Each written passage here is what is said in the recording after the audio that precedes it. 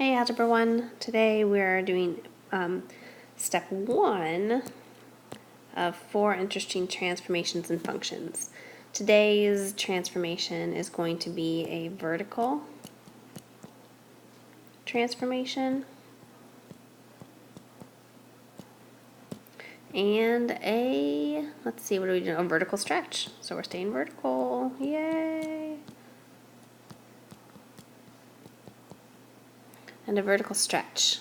Vertical transformation is when we sort of change y equals f of x to y equals f of x plus k.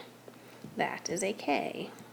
And then the vertical stretch is when we change y equals f of x to y equals k, another k times f of x.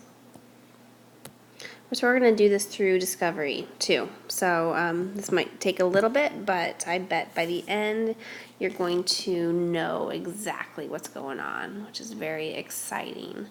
So first of all, let f of x equal the absolute value of x, and g of x equal f of x minus 3. H of x equals f of x plus 2. So first let's write an explicit formula for g of x in terms of the absolute value of x. So we're not using any f of x notation. We're going to take what we know f of x is and substitute that. G of x equals absolute value x minus 3. Explicit formula for h of x. H of x equals absolute value of x plus 2. Now we're going to complete the table. Next slide. First one is easy. Everything's absolute value. The next one I'm going to subtract 3. So we're just minusing 3.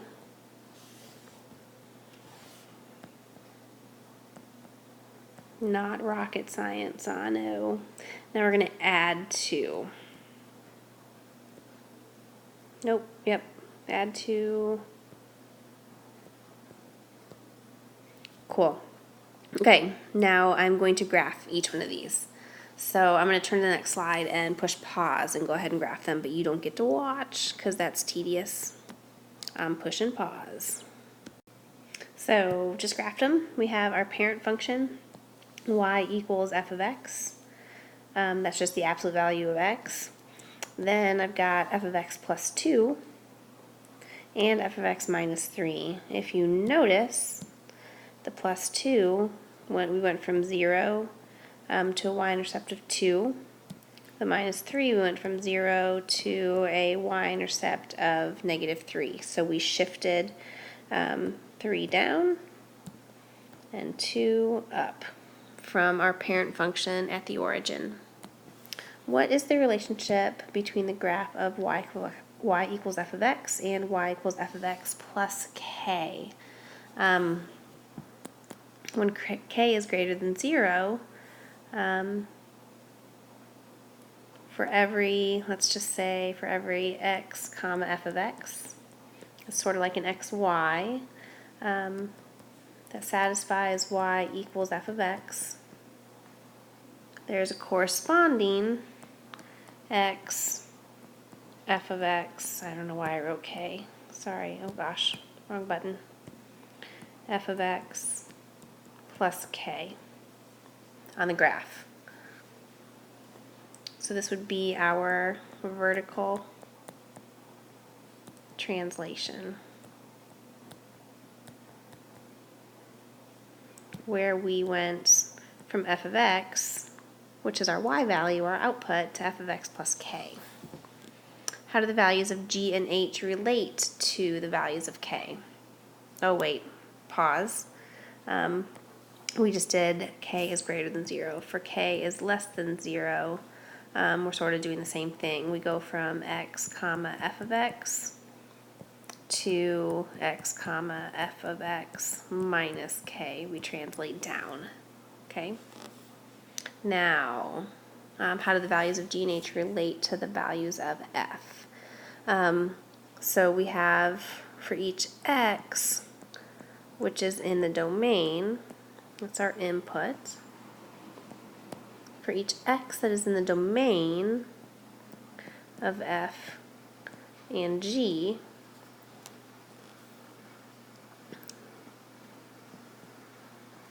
the value of g of x is 3 less. And then for each x in the domain of f and h,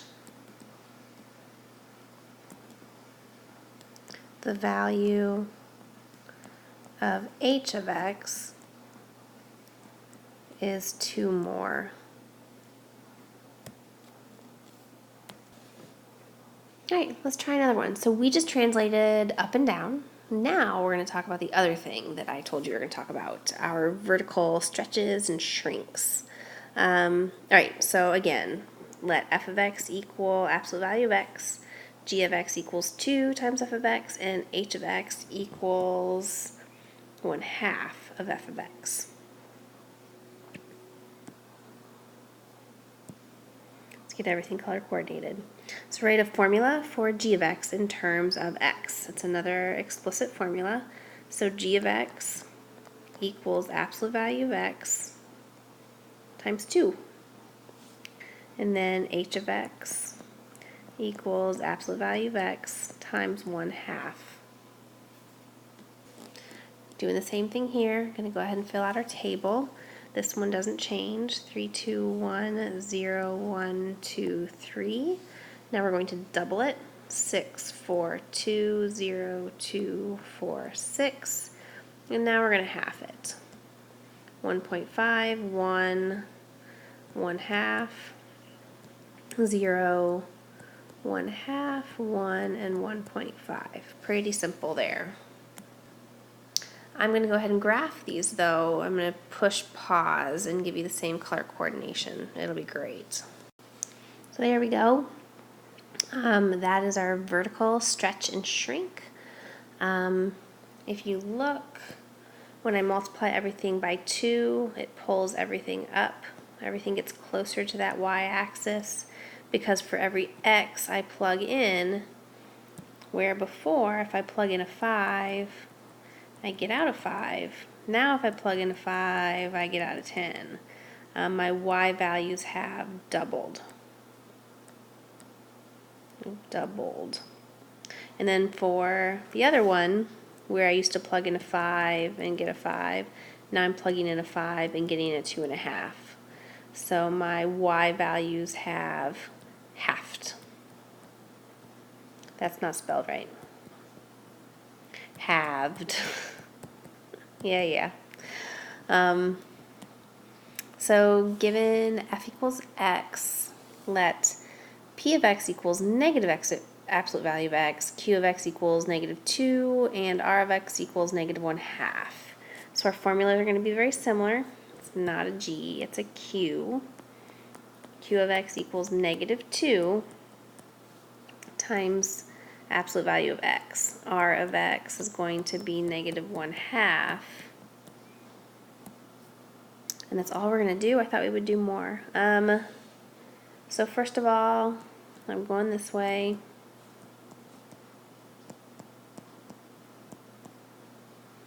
Cool. That should be pretty self-explanatory. Now I'm going to multiply my answer by -6. Or sorry, by -2. So this one right here is -2 times f of x. So -2 times the absolute value of x. Yep. So the absolute value of x, I'm going to put that here. We've done this a few times. 3, 2, 1, 0, 1, 2, 3. So now I'm going to take -2 times it. -6, -4, -2, 0, -2, -4, and -6. And then -1/2 would be -1.5, -1, -0.5, and repeat. Okay, go ahead and write those down. We're going to graph them. All right, I pulled that graph from earlier. I'm going to go ahead and graph these. So I'll label them. This first one is just the negative absolute value of x. So we labeled that y equals p of x. Now I've got, do this one next. That was terrible. Let's try again. I'm plotting those points from the last table. So here I have y equals r of x. And then last but not least, that was terrible.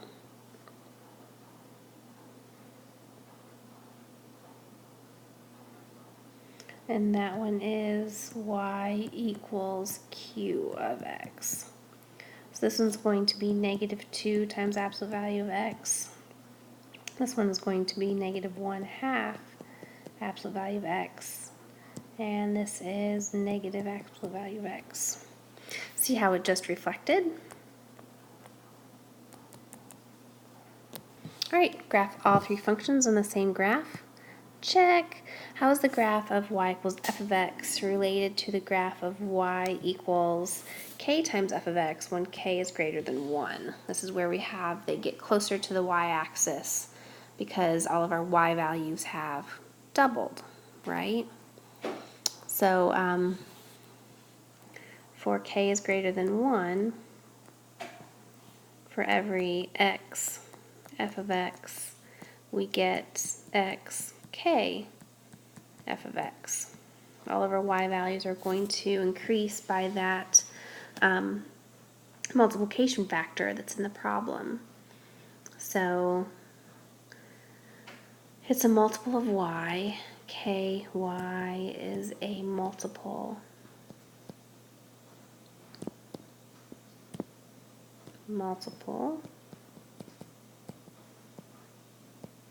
Oh my gosh.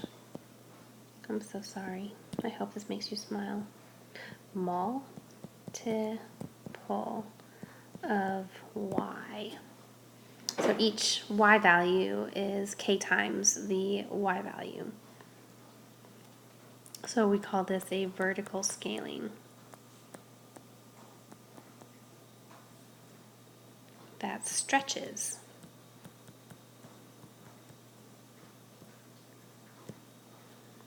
It stretches it. We could keep saying vertically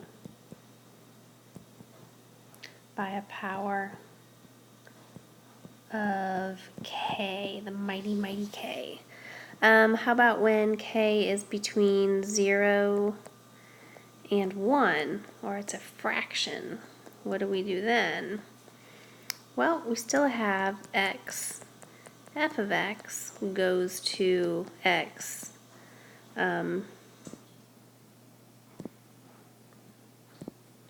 k times f of x.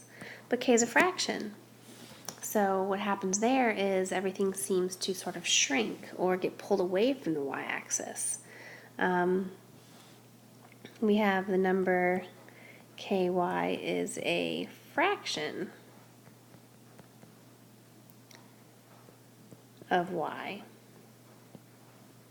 Get that out of there because that got a little messy. So our multiplier ky is a fraction of our value y. So we have vertical scaling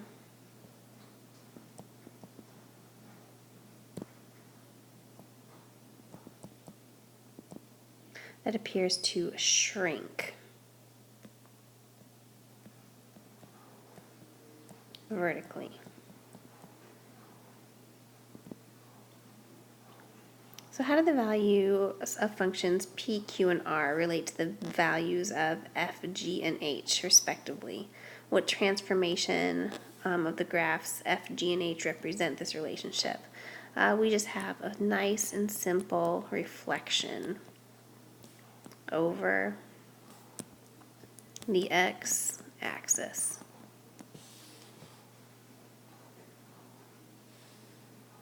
So that's all we have. Reminder of what we've learned.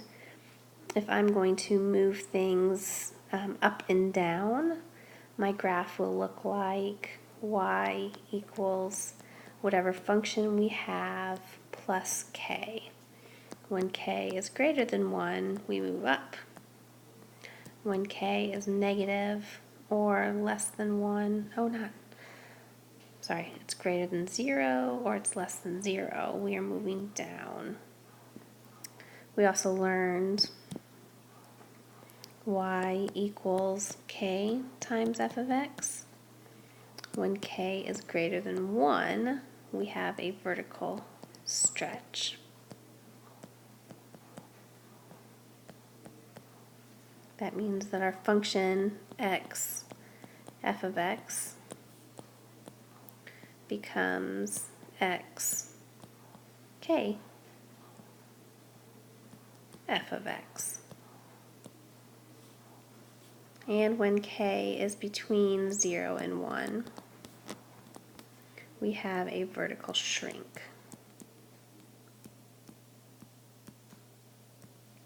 So our x, f of x, becomes k, f of x, but we have a fraction, so it becomes a vertical shrink. Then last but not least, when k is less than 0, and we have y equals k f of x, it's a reflection over the x axis. Good job.